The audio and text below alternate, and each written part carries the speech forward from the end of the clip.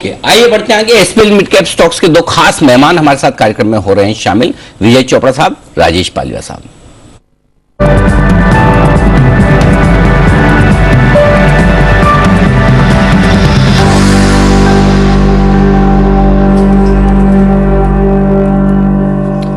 स्वागत है आप दोनों का। शुरुआत करते हैं चोपड़ा साहब आपके साथ। बताएं sir, SPL mid cap stocks में आपकी लॉन्ग टर्म पिक। नमस्कार अनिल जी।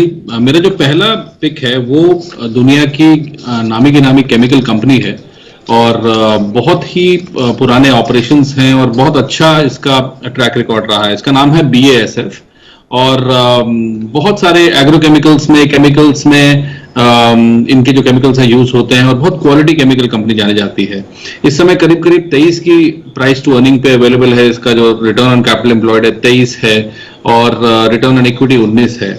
और मुझे लगता है कि यदि कोई इसको लंबी अवधि के लिए लेता है तो ये बहुत अच्छा समय है इसको लेने का।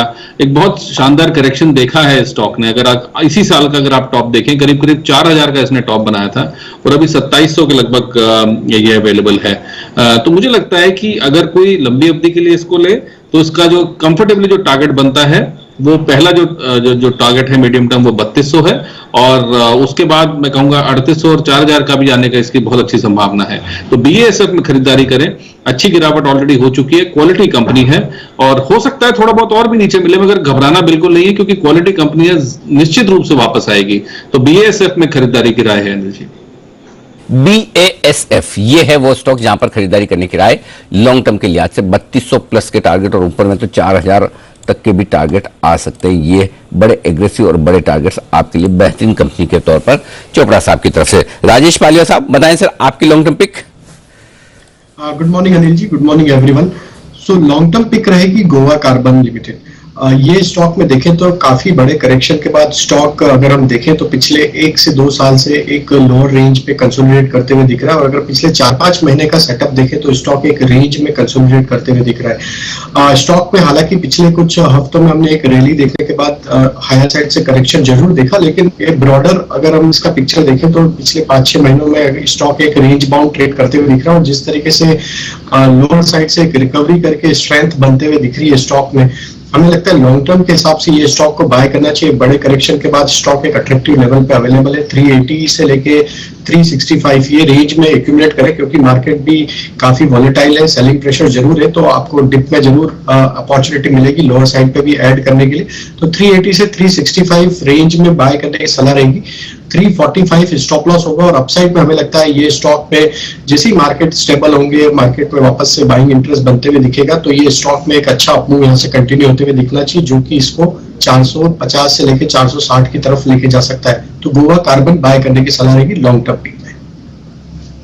ओके, तो 450 से 460 के लेवल्स के लिए यहां पर आपको करनी है गोवा कार्बन में खरीदारी। तो लॉन्ग टर्म पिक्स BASF और गोवा कार्बन ये आपके लिए आती हुई दिख रही हैं। इस बीच एक mid cap counter pull up करिए, जैक्सन पाल फार्मा। इस पर एक अच्छी मूव आती हुई दिख रही है। 217-220 के लेवल्स पर आपको ये इस समय आते हुए दिखा है। इनफैक्ट आज ही इसने अपना 52 वीक हाई भी टच किया है 227 का। अभी थोड़ी देर पहले वहां से हल्की मुनाफा वसूली हुई है। लाइफ हाई टच किया, इनफैक्ट 52 वीक हाई की नहीं, लाइफ हाई अभी इसने टच किया था, वहां से थोड़ी मुनाफा वसूली है। और सर 2022 के सुपरस्टार्स जो हमारे सेगमेंट था उसमें 28 दिसंबर को ये स्टॉक आपकी रिकमेंडेशन लिस्ट में था, तब 160 के लेवल पर आपने खरीदारी की राय दी थी। आज लाइफ हाई पर है, क्या करें इसमें सर? एक बार प्रॉफिट बुक करना चाहिए क्योंकि इस खराब बाजार में पैसा बन रहा है। लाइफ हाई पर है, लाइफ हाई पर है। चाहे तो आप स्टॉप लॉस ट्रेल करते चले अपने हिसाब से या कर ले, 170-75 वापस कभी मौका मिले तो खरीद लिए या कम से कम 50% तो कर ही लें ताकि आपकी रिस्क कम हो जाए।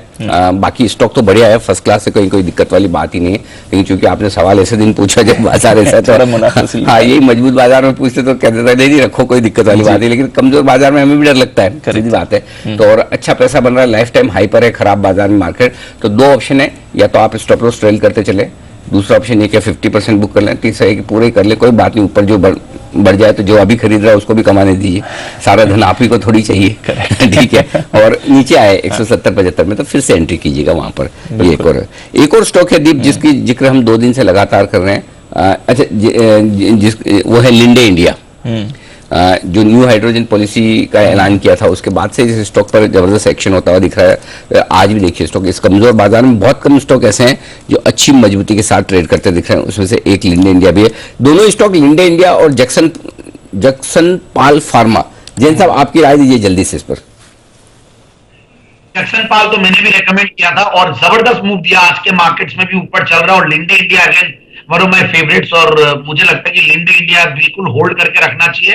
और जक्सन पाल में आपने प्रॉफिट बुकिंग का बोला तो शायद ऊपर से थोड़ा प्रॉफिट बुकिंग भी कर रहे हैं, जिन्होंने भी अपनी राय पे, मैंने भी जेम स्टॉक में दिया और हमारे भी सुपरस्टार स्टॉक की लिस्ट में था।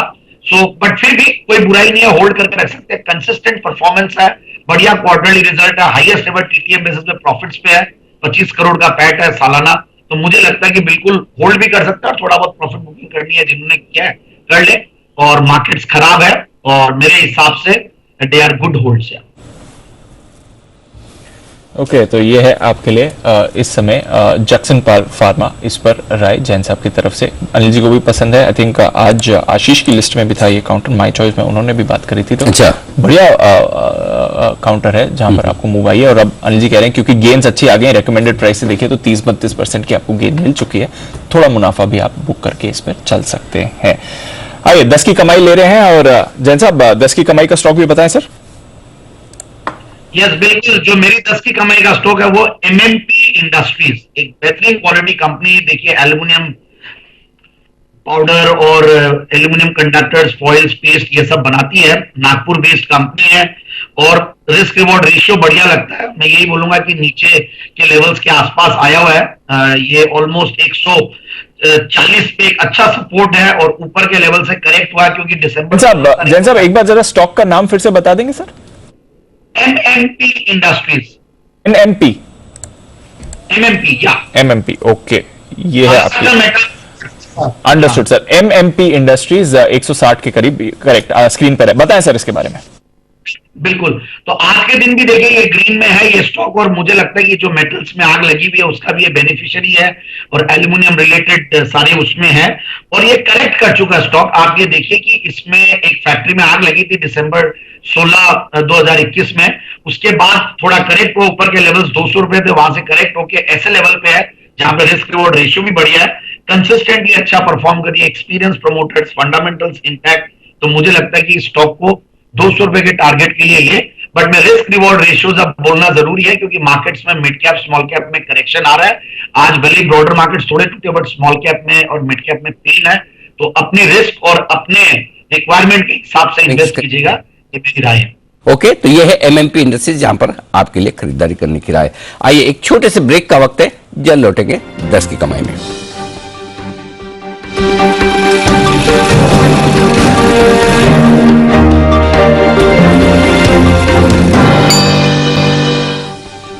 स्वागत है आप सबका 10 की कमाई में और हमारे साथ हमारे सारे एक्सपर्ट्स तैयार हैं। बग्गा साहब से भी हमें करनी है बातचीत। बग्गा साहब, एक जो बड़ा अंदाजा लगा रहे हैं लोग कि अब ये विंटर ओलंपिक्स खत्म हो गए चाइना में और अब जो भी एक्शन होना है, अगर रशिया को अटैक करना ही है तो इसी का शायद इंतजार करें। तो क्या ये ओलंपिक खत्म होने के बाद यूक्रेन पर आक्रमण की संभावनाएं बढ़ जाती है? क्या ऐसा सोचना ठीक है या गलत? नहीं, ठीक है अनिल जी, क्योंकि 4 तारीख को पुतिन मिलके आए थे जी जिनपिंग से जब ओलंपिक शुरुआत हुई थी और यही लोग कह रहे थे कि 20 को जब खत्म हो जाता है, ताकि क्योंकि जी जिनपिंग के लिए बहुत बड़ी चीज थी जियोपॉलिटिकली भी कि एक सक्सेसफुली ओलंपिक्स करना, तो वो कुछ भी नहीं चाहते थे कि उसके सामने रहे। तो लग रहा था कि उसके बाद आक्रमण आ सकता है, बट अब क्या है, इस पे अंकुश कैसे लग रहा है? एक है कि थर्सडे को मीटिंग है फॉरेन मिनिस्टर्स की, रशियन और यूएस, जहां वो तय करेंगे कि बाइडेन और पुतिन कहां मिलेंगे और कब मिलेंगे। तो मुझे लगता है अब ये इस तरह से ही चलता रहेगा, छोटा मोटा गोलाबारी होती रहेगी ईस्टर्न यूक्रेन से यूक्रेन के ऊपर, रशिया दबाव बनाए रखेगा, बट अभी आक्रमण की प्रोबेबिलिटी बहुत कम हो गई है। आप अगर अमेरिकन फ्यूचर्स देखें वो बढ़े हुए हैं, आज छुट्टी है उनकी प्रेसिडेंट्स डे के चलते, अमेरिकन मार्केट बंद है, बट फ्यूचर्स एकदम उछले जब बाइडेन और पुतिन ने एग्री किया, क्योंकि पुतिन का क्या ऑब्जेक्टिव है एक तो है कि वो चाहते हैं कि सोवियत एम्पायर वापस आए, वो तो आने नहीं वाला, बहुत मुश्किल है। बट दूसरा है कि उनको कोई पूछ नहीं रहा था, रशिया अब सुपर पावर नहीं रही, उसके पास न्यूक्लियर आर्सनल जरूर है, but economic wise, population wise और उसके सैटेलाइट वाइज कितनी कंट्रीज उसके काबू में है, हर तरह से रशिया चाइना से बहुत पीछे रह गई है अमेरिका की टक्कर में। तो अब देखिए, फ्रांस के राष्ट्रपति जाते हैं उनसे हाथ जोड़ने, जर्मनी के जाते हैं, बोरिस जॉनसन कॉल करते हैं उनको, पूरा यूरोप उनको कॉल कर रहा है। बाइडन ने 2 बारी बात की। ये देखिए, बाइडन ने अभी तक सऊदी अरेबिया के जो युवराज है, MBS जो है, मोहम्मद बिन सलमान, अभी तक उनसे बातचीत नहीं की कि उन्होंने वो जर्नलिस्ट को जो मारा, तो प्रिंसिपल के ऊपर बाइडन ने अभी तक उनसे बातचीत नहीं की। पुतिन से वो 3-4 बारी मशवरा कर चुके हैं और अब समिट में मिलने को तैयार है। तो अमेरिका का राष्ट्रपति आपको मिल रहा है 1-on-1। पुतिन का तो बिल्कुल टिकमार्क हो गया, देश में तो वो Peter the great, Catherine the great बन गए, जो पुराने जार थे। तो पुतिन का आज ऑब्जेक्टिव मीट हो गया। अगर वो बाइडन से हाथ मिला लेते हैं और समिट हो जाता है, क्योंकि वो बराबरी पे आ गए, ये नहीं कि एक और पावर है इन अ मल्टीपोलर वर्ल्ड जिसमें रशिया भी है, हिंदुस्तान भी है, चाइना भी है, अब वो बराबरी पे आ गए अमेरिका की, तो उनका ऑब्जेक्टिव मीट हो गया। तो अभी अकल है तो वो सेना जरूर रखेंगे, बट इससे ज्यादा नहीं बढ़ाएंगे। मुझे यही लगता है कि अब करार हो जाएगा। ओके। और 2008 से नेटो में आने नहीं दिया यूक्रेन को। करेक्ट। जर्मनी हो या फ्रांस हो, तो वो तो तय है कि यूक्रेन फिनलैंड बनेगा, यूक्रेन न्यूट्रल टेरिटरी रहेगा, वो तो तय है। पीछे से यूरोपियंस ने उनको दे भी दिया होगा एश्योरेंस कि देखिए, सामने से हम नहीं कर सकते, बट हम आपको एश्योर करते हैं ये नहीं होगा। तो सीक्रेट एग्रीमेंट भी हो जाए तो बड़ी बात नहीं है। यही है कि यूक्रेन के जो कॉमेडियन हैं, जो एक्टर हैं, जो उनके प्रेसिडेंट हैं, वो ज्यादा उछल रहे हैं। कल भी उन्होंने बोला कि अगर आप सैंक्शंस लगाना चाहते हैं तो अभी लगा दीजिए, बाद में लगाने का क्या फायदा है, ये तो आक्रमण करेंगे ही। तो वहां से मिसकैलकुलेशन ना हो जाए यूक्रेन की तरफ से, अदरवाइज मुझे लगता है बहुत आराम से ये सॉल्व हो जाएगा। यूक्रेन को न्यूट्रल रखिए, फिनलैंड बना के रखिए, ना इस तरफ है ना उस तरफ है, और उसको समृद्ध होने दीजिए। परफेक्ट सर, अब पूरा समझ में आ गया सर। एक का यूक्रेन का प्रेसिडेंट है, वो कॉमेडियन है, एक्टर है, और दूसरा रशिया का प्रेसिडेंट है, वो उनकी खुफिया एजेंसी KGB का पूर्व अधिकारी है। करेक्ट। यही फर्क है, बस यही फर्क है, दोनों का फर्क साफ दिखता है। ये एक कितना सीरियसली क्या क्या काम कर रहा है, दूसरा किस तरह का काम कर रहा है, उससे ही समझ में आ गया। लेकिन ये जो पूरा ड्रामा चल रहा है बॉलीवुड मूवी की तरह, इसका क्लाइमैक्स कहाँ होगा, ये भी जानना चाहिए। तो मैं उस क्लाइमैक्स पे आपसे सवाल पूछूंगा सर, आपके पास आ रहा हूं थोड़ी देर में। तब तक एक बार जल्दी से पोजिशनल पिक्स ले ली जाए। चोपड़ा साहब बताएं आपकी पोजिशनल पिक लॉन्ग टर्म के लिए। आपने बताया बासफ। पोजिशनल मेरी जो पिक है अनिल जी, वो है सिम्फनी। अग्रणी कंपनी है हमारे देश की, खास करके कूलर्स में। और जिस तरीके से गर्मी का आगाज हो रहा है, अभी हम देख रहे हैं कि सडनली इवन नॉर्थ इंडिया में काफी गर्मी हो गई है कुछ दिनों से। तो मुझे लगता है इस बार रिकॉर्ड गर्मी पड़ेगी, और इसके चलते हुए सिम्फनी को बहुत फायदा पहुंचेगा।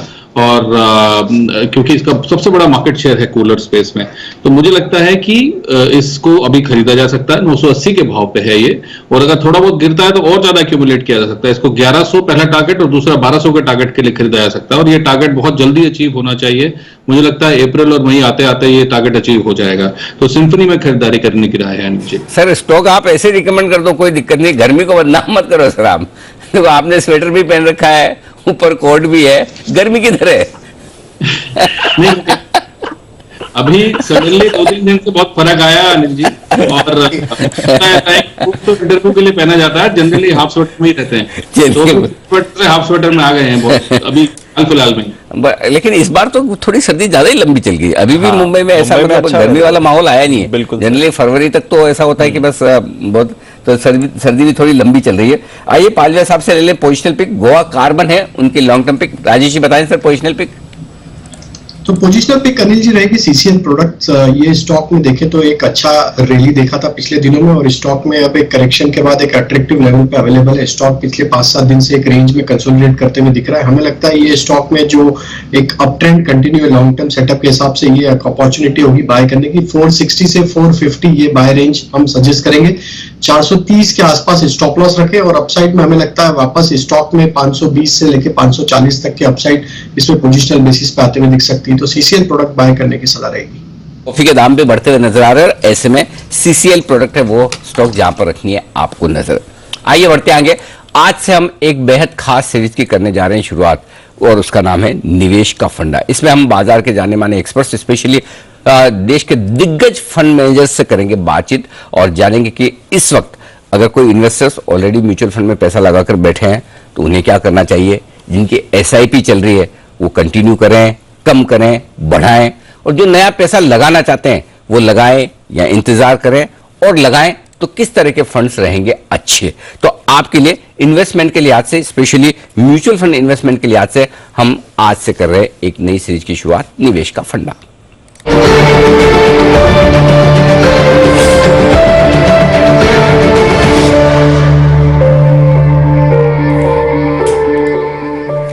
देश के सबसे प्रतिष्ठित और दिग्गज म्यूचुअल फंड्स में से एक आदित्य बिरला सन लाइफ एएमसी के सीआईओ और एमडी ए बाला सुब्रमण्यम साहब हमारे साथ कार्यक्रम में शामिल हो रहे हैं। बाला सर, स्वागत है। धन्यवाद सर, हमारी सीरीज की शुरुआत में हम आपके साथ ही करने जा रहे हैं, और आपने पहले मेहमान बनने के लिए आपने हाँ की, बहुत बहुत शुक्रिया सर, स्वागत है आपका। सबसे पहले, इस वक्त जो इन्वेस्टर्स है थोड़े डरे हुए हैं, रशिया यूक्रेन का जो मामला चल रहा है उसको लेकर लग रहा है कि जो पैसा बनाया है पिछले 2 साल में, 3 साल में, क्या करें, एक बार म्यूचुअल फंड में से इन्वेस्टमेंट जो हमारे हैं वो निकाल ले, डर लग रहा है प्रॉफिट बुक कर ले। जो एग्जिस्टिंग इन्वेस्टर्स है उनके लिए क्या राय है sir? Thank you Anil ji, आपका धन्यवाद, आपको पहले शो में मैं बुलाने से। Thank you sir. I think ये मार्केट में जो इन्वेस्टर्स का, म्यूचुअल फंड इन्वेस्टर्स के लिए ऐसा यूक्रेन जैसे आप पहले भी आप देखा होगा लास्ट 25-30 साल से बहुत बार कुछ ना कुछ चाहते रहते हैं, मार्केट का सेंटीमेंट इम्पैक्ट करते रहते हैं। This normally happens once in 2 years 3 years।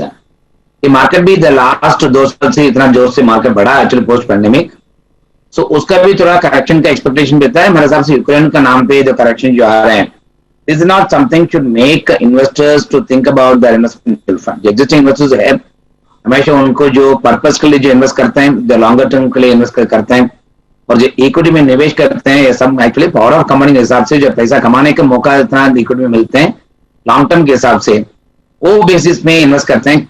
वो अगर उसके हिसाब से आप चलते हैं, म्यूचुअल फंड इन्वेस्टर के लिए इसमें कुछ चिंता करने की जरूरत नहीं है। जो मार्केट को जो इतना बड़ा था उसको नीचे का आने के लिए जो कारण भी था, वो मेरे हिसाब से यूक्रेन की वजह से आ रहा है। अगर यूक्रेन का जो आपके शो में अभी जो डिस्कस कर रहा था, अगर कोई सेटल हो गया है, मार्केट का दिन सेटल हो सकता है, फिर भी यूक्रेन होने के बाद भी अगर सेटल हो गया है, market will come back to valuation, market will come back to interest rates, market will come back to जो इन्फ्लेशन के हिसाब से ग्लोबल इंटरेस्ट रेट बढ़ने का कारण है, बढ़ने का मौका भी है, वो सब में मिलकर देखें तो market will remain volatile. But longer term हिसाब से देखते हैं, I think investors should not get too much worried, continue to make their investments in SIP, continue to pursue their investments in mutual fund, क्योंकि वो investment निवेश करते हैं 10-15 साल के इन्वेस्ट करते हैं, 1-2 साल के इन्वेस्ट नहीं करते हैं। अगर वो बेसिस में करते हैं, मेरे हिसाब से इन्वेस्टर को कुछ चिंता करने की जरूरत नहीं है। ओके, तो अगर आपका इन्वेस्टमेंट है म्यूचुअल फंड में तो बिल्कुल भी डरने घबराने की जरूरत नहीं है। ये हर 2-2, 3-3 साल में इस तरह के साइकिल आते हैं। बहुत सारे युद्ध पहले भी हुए, भगवान न करे आगे भी होंगे, चिंता मत कीजिए। अगर आपकी एसआईपी है तो बाला सर साफ कह रहे हैं कि उस एसआईपी को कंटिन्यू कीजिए। अब आइए सर, जो लोग नया पैसा लगाना चाहते हैं उनके लिए क्या राय है? क्या वो भी एक एसआईपी के जरिए लगाए, या फिर वैल्यूएशंस और करेक्शन के बाद अब बाजार आकर्षक है, लमसम पैसा भी लगा सकते हैं? नए इन्वेस्टर्स के लिए सलाह दें sir. I think 2 concept mutual fund बहुत अच्छी तरफ से एस्टैब्लिश हुआ actually since the time the mutual fund सही के नाम पे जो जानकारी बढ़ाने के लिए कोशिश करते आ रहे थे हम लोग म्यूचुअल फंड सब मिलके, उसमें आप देखेंगे तो 2 powerful things, one is SIP as I mentioned earlier, दूसरा एक पावरफुल कॉन्सेप्ट है एसटीपी। एसटीपी आप हमेशा लमसम अगर 1 लाख रुपया लमसम डालना है, ये आपको एक लिक्विड फॉर्म में डाल के और डेट फॉर्म में डाल के आपको एक हफ्ते में आपको एसटीपी कर सकता है, सिस्टम में ट्रांसफर कर सकता है। और अरे 3 महीने में आप कर सकते हैं। ऐसा नहीं है दैट आपको कभी एसआईपी करते हैं परपेचुअली करना है और मे भी कल एक दो महीने तो नहीं कर सकता, ऐसा नहीं है एक्चुअली। देयरफॉर इन्वेस्टर्स के लिए SIP and STP should be the way of investing. और कुछ भी मार्केट में ऊपर नीचे चलते रहते हैं, that's the way to invest. और दूसरा एक actually from a portfolio construction point of view हमेशा ये सवाल उठते रहते हैं किसमें डालें, कौन सा फंड सेलेक्ट करते रहते हैं। I think the principle that you should have, the principle is 60 to 70% of the money should go into the existing diversified equity funds such as large cap fund, such as flexi cap fund, such as multi cap fund, such as the small and mid cap fund. ये actually core portfolio हो जाता है। So उसके अलावा actually that they call it a satellite portfolio. Satellite portfolio, what are the satellite portfolios? Satellite portfolios generally those focus on certain segment of the market. अगर digital infrastructure, digital technology companies, there is a specific focus that is there. Banking finance service के लिए अलग से focus है और consumption का focus करने के लिए अलग से फोकस है।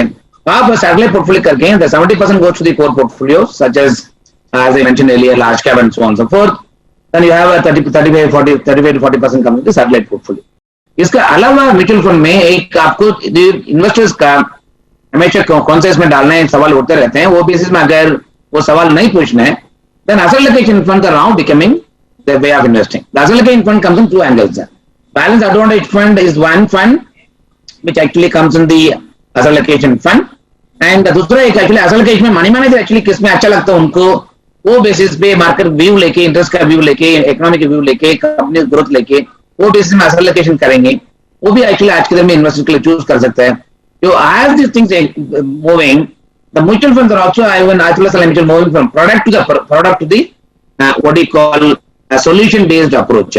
So म्यूचुअल फंड इन्वेस्ट करने के लिए इन्वेस्टर्स के लिए ये आप ब्रॉड प्रिंसिपल रख के करेंगे, आपको उतना आपको तकलीफ नहीं होगा इन्वेस्ट करने से। तो बाला सर ये बताइए कि फिर इस वक्त जो इन्वेस्टर्स हैं किस तरह के फंड चुने। एक तो ये कि इक्विटी फंड जिसमें अलग अलग तरह की इक्विटी जो भी mid cap, large cap, small cap fund manager ही डिसाइड करे और खरीद ले। दूसरा ये जैसे बैलेंस फंड की तरह कि डेट इक्विटी का रेशियो मिक्स होने वाले, एक प्योर इक्विटी एक डेट इक्विटी, इन दोनों में से किस तरह के फंड्स बढ़िया हैं या दोनों बढ़िया हैं इस वक्त? आपको हमेशा एक ध्यान रखना पड़ेगा क्योंकि मार्केट में सब लोग फास्ट रिटर्न का देख के एकदम खुश हो जाते हैं, कभी कभी दुखी भी हो जाते हैं। सो एकदम जोर से रिटर्न आएगा तो लोग समझना शुरू हो जाते हैं ये पैसे में लगा देना चाहिए, पूरा पैसा लगाना चाहिए करके वो रिस्क कभी ले लेते हैं, तभी आपको एक्चुअली रिटर्न नहीं मिलते। I think that is why I think the balance fund जो है which actually invest in equity and debt, क्योंकि मार्केट का हमेशा एक तरफ से लीनियर का ग्रोथ कभी मिलता नहीं है, मार्केट ऊपर नीचे चलता रहता है। पर अगर 10-15 साल या 20 साल के हिसाब से देखते हैं, normally equity market gives return nominal GDP plus 2-3 टका उसको ऊपर मिलता है, उसके ऊपर नहीं मिलता है एक्चुअली। अगर उसके ऊपर मिल गया उसको लकी है और मनी मैनेजर पैसा बना दिया वो लकी है। और ये बेसिस में चलते हैं और फिक्स इनकम का भी इंटरेस्ट रेट ऊपर नहीं चलते रहते हैं। मेरे हिसाब से 2022 और 2023 में अगर समझ लीजिए इंटरेस्ट रेट थोड़ा बढ़ना शुरू हो जाते हैं, इवन फिक्स इनकम में भी आपको अपॉर्चुनिटी मिलेगा। इसके लिए आपको हमेशा इक्विटी में as an investor should have about 60-65% और maybe 50-65%, that's a broad range. And balance आपको ऊपर नीचे मार्केट होने से अवॉइड करने के लिए आपको फिक्स इनकम की रखना चाहिए। That is where I think you can one side protect your capital and other side you also create wealth for your future needs. This is a broad principle के हिसाब से एसेट एलोकेशन में करना पड़ेगा। जी बिल्कुल ठीक बात है सर। तो अपने रिस्क की क्षमता को देखते हुए बिल्कुल प्रॉपर फंड्स चुने और फंड्स के मामले में आप फंड मैनेजर पर भरोसा करके उनकी एक्सपर्टाइज और उनके अनुभव पर भरोसा करके आप फंड चुनेंगे तो ज्यादा बेहतर होगा। ये राय है बाला सर की। बहुत बहुत धन्यवाद सर समय देने के लिए और हमारे दर्शकों को म्यूचुअल फंड के लिहाज से पूरा पर्सपेक्टिव समझाने के लिए क्या करना चाहिए, कैसे करना चाहिए। ये थे ए बाला सर, आदित्य बिरला सन लाइफ म्यूचुअल फंड के सीईओ और एमडी। आइए बढ़ते आगे और अब बाजार हल्की सी रिकवरी के मूड में है। 37,500 पर आता हुआ बैंक निफ्टी और निफ्टी अब 17,150 के करीब पहुंचने की तैयारी में। विजय चोपड़ा साहब तैयार है अपनी शॉर्ट टर्म पिक के साथ, बताएं सर। मेरी जो थर्ड शॉर्ट टर्म पिक है वो है वाडीलाल। बेसिकली अब बहुत बड़ा आइसक्रीम ब्रांड है, गुजरात बेस्ड है और पूरे भारत में इसके ऑपरेशन है, खास करके नॉर्थ इंडिया में इसकी प्रेजेंस ज्यादा है।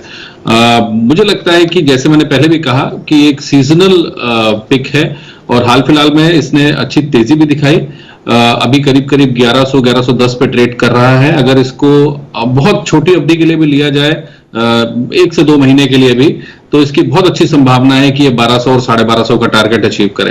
एक चीज मैं कहना चाहूंगा, जो कोविड टाइम में जो इसका डेंट पड़ा था बिजनेस पे, तो उसने पूरा का पूरा रिकवर कर लिया, और मैं भी देख रहा था इसका टीटीएम ईपीएस करीब करीब 55 का है, तो बहुत अच्छा रिकवरी देखने को मिला है।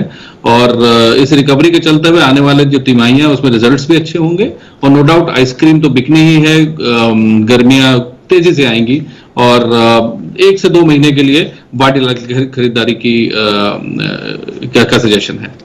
चोपड़ा साहब पूरी तरह से गर्मी की थीम पर हैं, उनको आइसक्रीम भी पसंद है और आइसक्रीम वाला शेयर भी पसंद है। आइसक्रीम के लिए तो आप कभी भी सर कह दें, मैं कुणाल जी राकेश जी से आपके लिए दावत का अरेंजमेंट करवा दूंगा और स्पेशली तब करवाएं जब मैं भी दिल्ली में हूं तो ज्यादा बढ़िया है। लेकिन आइए बढ़ते आगे, और अब राजेश पालिया साहब भी तैयार है अपनी शॉर्ट टर्म पिक के साथ। बताएं राजेश जी।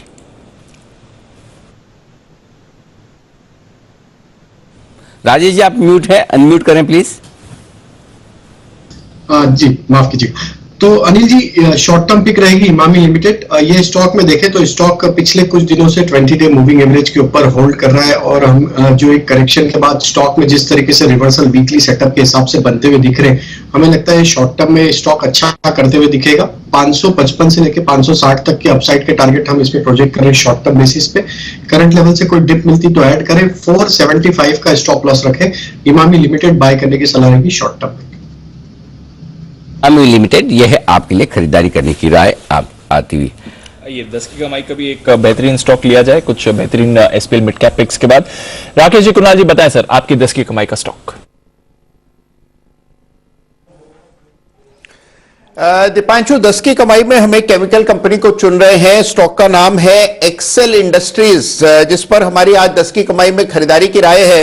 और इस चार्ट को देखें दीपांशु, तो यहां पर हमने कंसोलिडेशन पूरा होता हुआ देखा है, और अब हमें उम्मीद है कि इसमें आपको एक बड़ा मूव आता हुआ दिखेगा। अभी कुछ सप्ताह पहले इस स्टॉक में एक बड़ा गैप अप हुआ, और उसके बाद जिस तरह का मोमेंटम चार्ट पर बनता हुआ दिख रहा है, इसको ब्रेकअवे गैप कहते हैं। तो इस स्टॉक में काफी ऊपर के लेवल्स आते हुए दिखाई पड़ सकते हैं। मध्यम से लंबी अवधि के लिए गिरावट में हमारी अक्यूमुलेट करने की राय है एक्सेल इंडस्ट्रीज में। Over to Rakesh.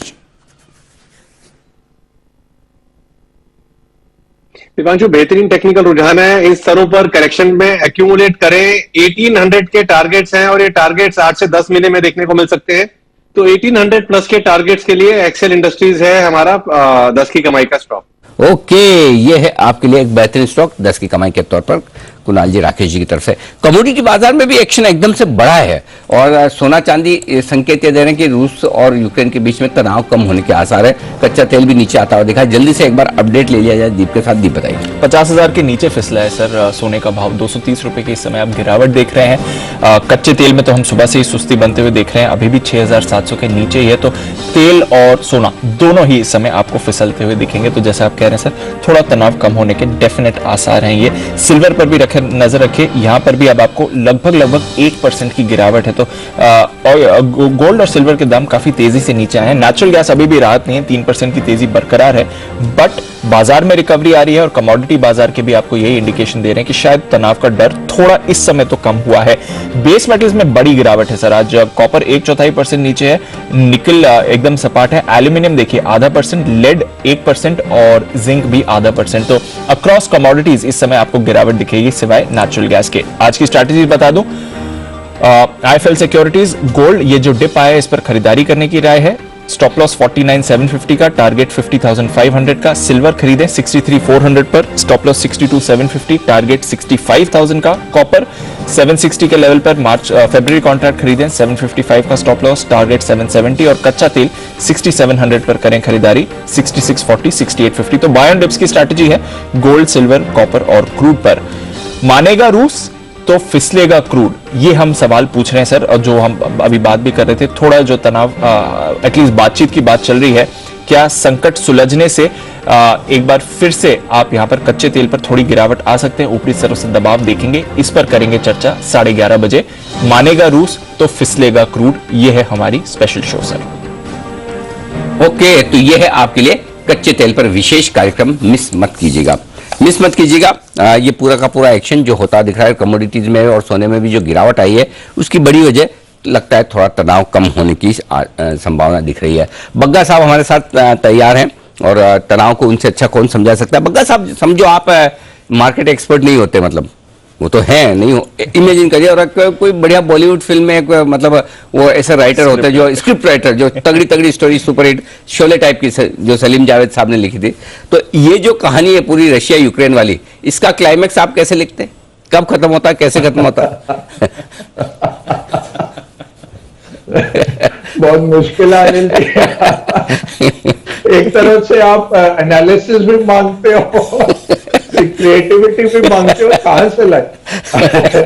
तो देखिए, हमारे बात करते करते बैंक निफ्टी पॉजिटिव में आ गया, ये बहुत अच्छा है अनिल जी। जी बिल्कुल। ये मैं कहूंगा कि इसमें एक इसका सीक्वल बना सकते हैं कि एंड में करिए कि ईरान के साथ भी हाथ मिला लें बाइडेन और पुतिन के साथ भी मिला लें, तो मार्केट्स के बिल्कुल बहुत अच्छा हो जाएगा। तो लगता है कि अगले 8-10 दिन में ईरान के साथ भी करार हो जाएगा। और ये थर्सडे को जब फॉरेन मिनिस्टर्स मिलते हैं और बोलते हैं 3-4 दिन में बाइडेन जिनीवा या कहीं पे दोनों मिल लेंगे न्यूट्रल एरिया में, बहुत जबरदस्त चेंज आ सकता है मार्केट में। हमारे लिए फिर भी डर है, तो मार्च 10 को इलेक्शंस है, LIC का IPO है, वो कितना लिक्विडिटी निकलता है, और 16 मार्च को जो फेड की बैठक है। बट मेरे को लगता है कि इलेक्शंस को छोड़ के बाकी सब कुछ मार्केट में अभी फैक्टर्ड इन है। और तेल की कीमत गिरनी ये बहुत अच्छा आपको बता रहा है कि जो रिस्क देख रहे हैं मार्केट पार्टिसिपेंट्स, वो देख रहे हैं रिस्क कम हो रहा है यूक्रेन का। तेल की कीमत, जब तक तेल नहीं गिरता आप सोच सकते हैं कि यूक्रेन का संकट बहुत बड़ा बना हुआ है, बट तेल जो करेक्शन आया है वो और पिछले हफ्ते भी आ रहा था, फिर रात को जब बमबारी शुरू हुई फ्राइडे को तो फिर तेल बढ़ गया था। बट ओवरऑल आज वही हम रुझान देख रहे हैं कि थोड़ा सा स्ट्रेस कम हुआ है मार्केट्स में, और जो फेड वगैरह है वो ज्यादातर फैक्टर्ड इन है। अब हमारे लिए एक ही चीज है कि यूपी का चुनाव किस तरफ जाता है और उसके चलते मार्केट पे क्या असर आता है 10 तारीख का, वो रहेगा। बट बाकी मुझे लगता है ज्यादातर फैक्टर इन हो गया इस मार्केट में। ओके, तो चलिए ये आगे का एक्शन होने की तैयारी में है। आइए बढ़ते आगे, न्यूज पर व्यूज का वक्त है, और आज हमारे साथ एक बेहद इंटरेस्टिंग कंपनी कार्यक्रम में हो रही है शामिल, और वो है Hester biosciences.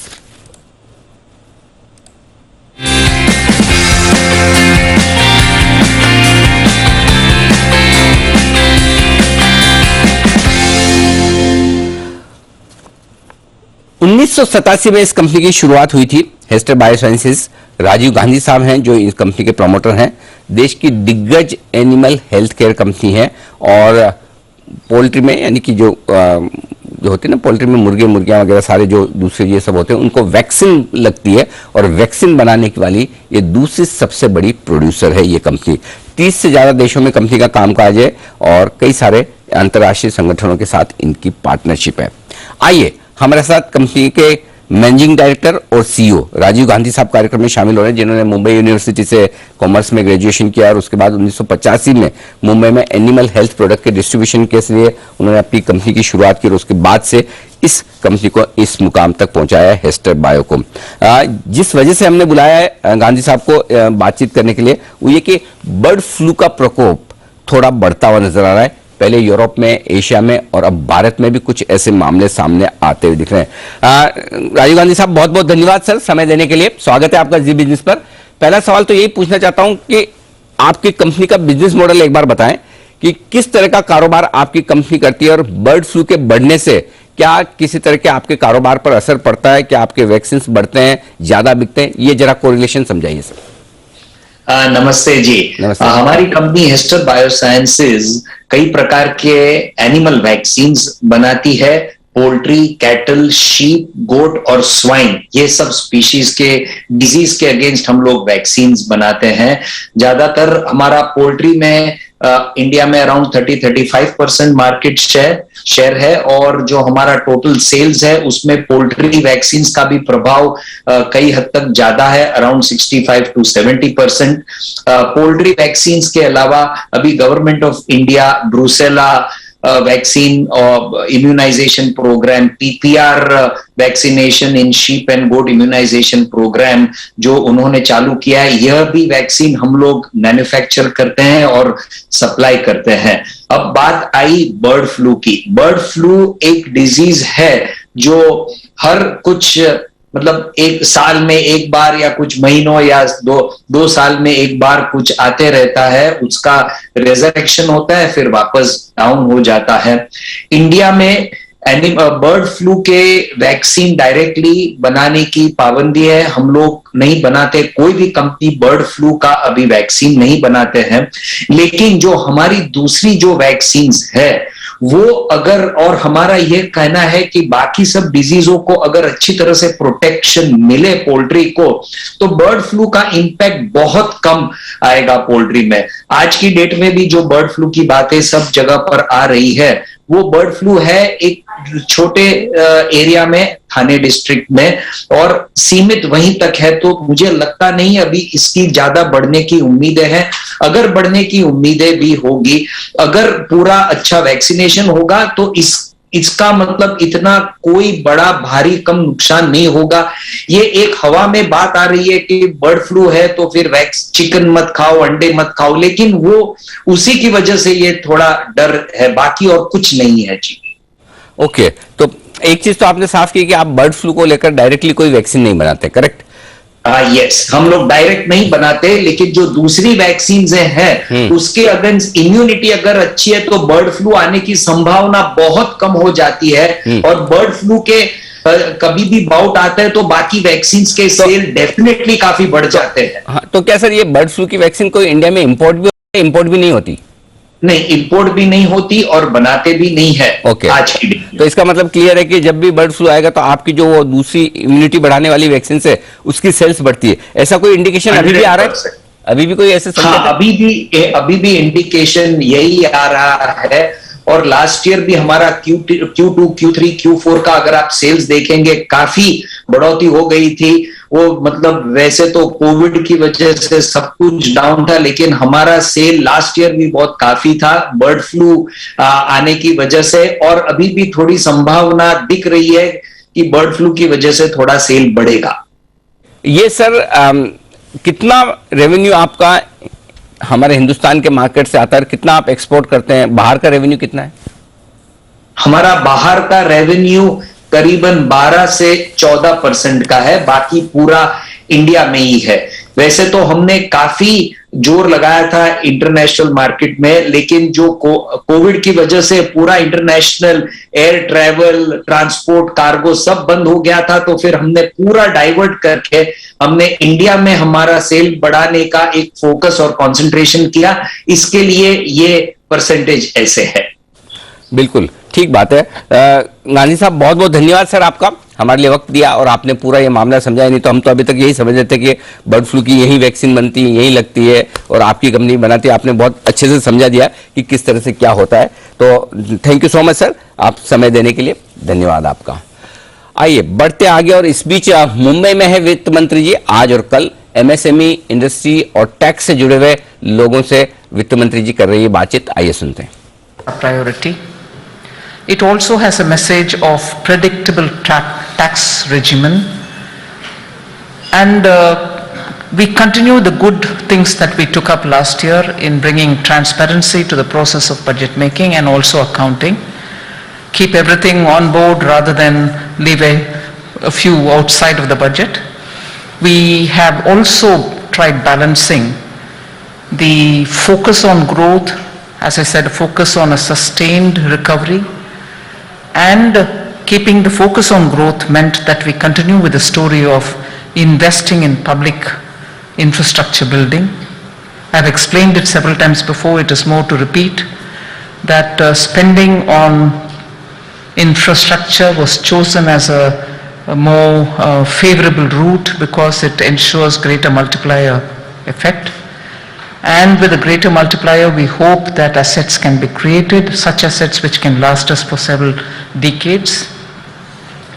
And also that this budget aims at giving a blueprint for the next 25 years. a blueprint was given last year. In continuation with it, we want to expand it to mean that the Amrit Kal of India will be the next 25 years leading towards India at 100. And India at 100, all of us have a dream of what it should be, what India should have as its endowment, how our youth, today's youth, moving towards their 20 plus 25, will have an India which they can be happy and proud about living in, and therefore it sets a blueprint for that as well. And in all this process, we are not just talking about today's strengths and challenges, but we are also looking at a future India which will have a greater technological influence in its policy making, technology which is so required to keep in pace with all that is happening. We saw the facilitation that technology can provide, particularly at a time when the pandemic hit the globe.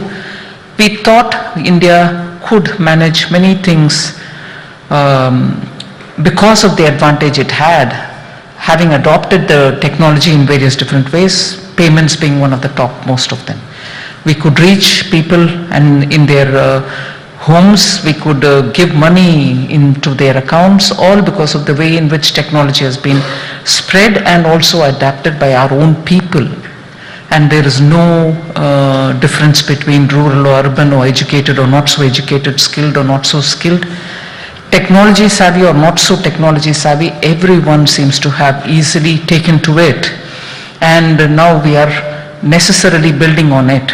And not only building on just the digital for payment, but also looking at digital for so many other different things, particularly education, filling in the gap which has come in to play because of the COVID, schools being shut, and also making sure that it has a bearing on farmers and so on.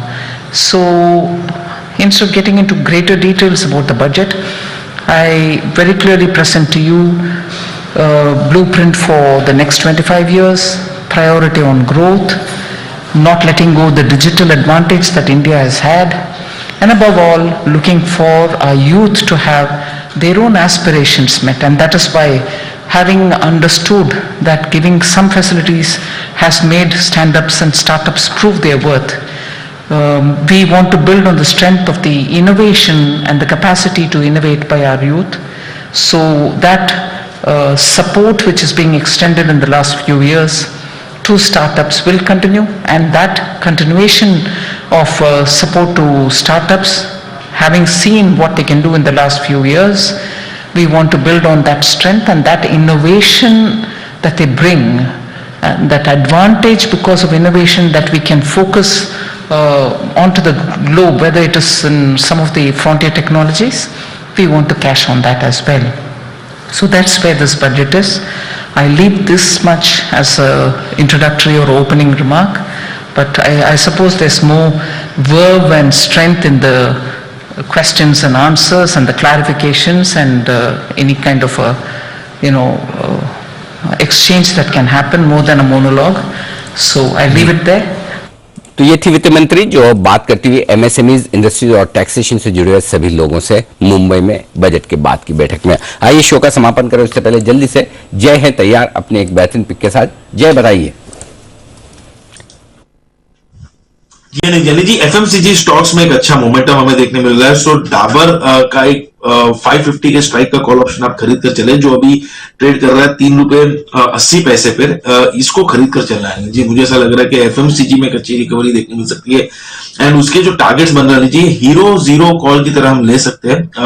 3.80 पर आप खरीदे, यही weekly expiry, monthly expiry, तो इसको आप zero पर रखिए। Stop loss ऊपर में जो टारगेट इसके बन रहे हैं, पहला टारगेट है 8.50 का, सेकंड टारगेट बन रहा है 11 का, 8.5 और 11, ये दो टारगेट्स के लिए आप खरीदे। डाबर का 550 के स्ट्राइक का कॉल ऑप्शनल है जी। मुझे ऐसा लग रहा है कि एफएमसीजी में एक अच्छा बाउंस बैक देखने मिलना है। रंजन जी, जो हिसाब से निफ्टी भी रिकवर हुआ है, the help of bank Nifty 70,070 से, जहां पे मैंने एक बार मेंशन भी किया था, आई थिंक यहाँ से रिकवरी और भी हमें देखने मिल सकती है स्टॉक स्पेसिफिकली।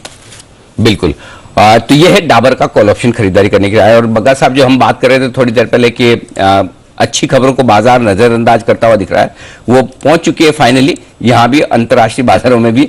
अब आप देखिए डाउ फ्यूचर्स 200 अंक ऊपर हैं, हमारे बाजार निफ्टी पर सिर्फ 65 अंक नीचे रहे, निचले दिनों से 150 पॉइंट से ज्यादा की रिकवरी होती हुई दिखी है निफ्टी में। और 150 ही है ना, सही पड़ रहा है? 150 हाँ, 150 पॉइंट की सही है। और बैंक निफ्टी में तो आप देखिए लगभग 600 पॉइंट की रिकवरी आती हुई दिख रही है और हरे निशान में भी हम लौट चुके हैं। तो दिन के हाई पॉइंट पर ट्रेड करते हुए भारतीय बाजार, ये है दमदार एक्शन, शानदार रिकवरी। तो हम यही कह रहे थे कि आज अच्छी खबरें ज्यादा है, खराब खबरें कम है। तो सुबह सुबह जो पैनिक होना था उसके बाद रिकवरी होती दिख रही है। तो इस रिकवरी पर भरोसा करें, कॉन्फिडेंस रखें, ओवर कॉन्फिडेंट ना हो। जिस तरह से आपको मंदी में ओवर कॉन्फिडेंट नहीं होना कि बस गयो, वैसे तेजी में नहीं होना है कि बस अब तो ऊपर ही ऊपर है। दोनों तरफ चलेगा बाजार, वॉलेटाइल रहेगा। आपको अपनी पोजीशनिंग प्रॉपर रखनी है इस तरह के उतार चढ़ाव भरे बाजारों में, तो ये तैयारी जरूर रखिए। फिलहाल विदा लेने का वक्त है। वागले साहब, कुणाल जी, राकेश जी, सुमित जी, साथ ही पालिया साहब, जय ठक्कर साहब और बग्गा साहब का बहुत बहुत धन्यवाद हमें समय देने के लिए। Thank you so much sir, आप सबका बहुत बहुत धन्यवाद। और आप सबसे निवेदन है अपनी अपनी जगह पर आप खड़े हो जाएं, देश के प्रति सम्मान के साथ करेंगे हम शो का समापन। जय हिंद।